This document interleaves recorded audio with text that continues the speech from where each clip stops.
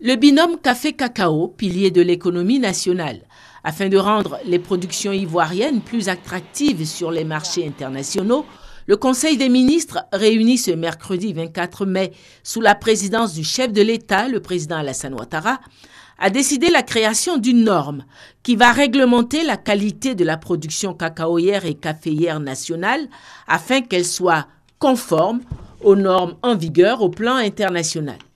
Cette mesure vise à créer les conditions d'une production cacaoyère plus abondante et plus durable, de meilleure qualité, en vue de faire face à l'accroissement de la demande par l'industrie cacaoyère et chocolatière nationale et internationale, la demande, je dirais, de cacao certifié. Il s'agit également de mieux se conformer aux exigences et aux normes internationales de certification et de préparer les producteurs ainsi que toute la chaîne de valeur du cacao à la mise en œuvre de la nouvelle norme SEN/ISO pour le cacao durable et traçable. La publication de cette norme est prévue en principe en décembre de cette année. Tout cela nous permettra évidemment de mieux assurer notre place de leader mondial du cacao. Le réseau de distribution de gaz butane de Petroci Holding sera cédé à des opérateurs privés. Petroci Holding conserve tout de même certaines attributions. Selon le plan de privatisation qui a été adopté par le Conseil, la société maintiendra sa mission d'importation de gaz, GPL, pour couvrir les besoins nationaux. Les investisseurs privés sélectionnés devront reprendre les activités d'emplissage et de distribution de gaz GPL.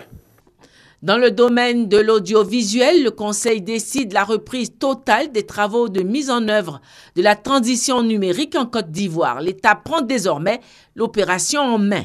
Il faut dire que dans le cadre du processus de migration de la Côte d'Ivoire vers la TNT, le Comité national de migration, mis en place à cet effet, a procédé à un appel d'offres en vue de la sélection d'un partenaire pour le financement, la construction et l'exploitation du nouveau réseau de diffusion de la TNT. Cette offre de partenariat public-privé, PPP, n'a pas reçu de proposition satisfaisante. Le Conseil des ministres, sur proposition du Comité national de migration, a décidé donc d'abandonner le schéma initial de PPP et a opté pour la reprise en main et le financement du processus par l'État de Côte d'Ivoire.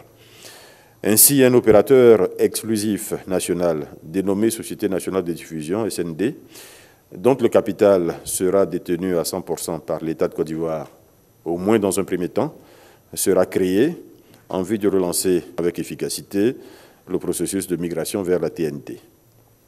Le Conseil a également adopté le calendrier de migration et les plans prévisionnels d'exploitation et de trésorerie proposés.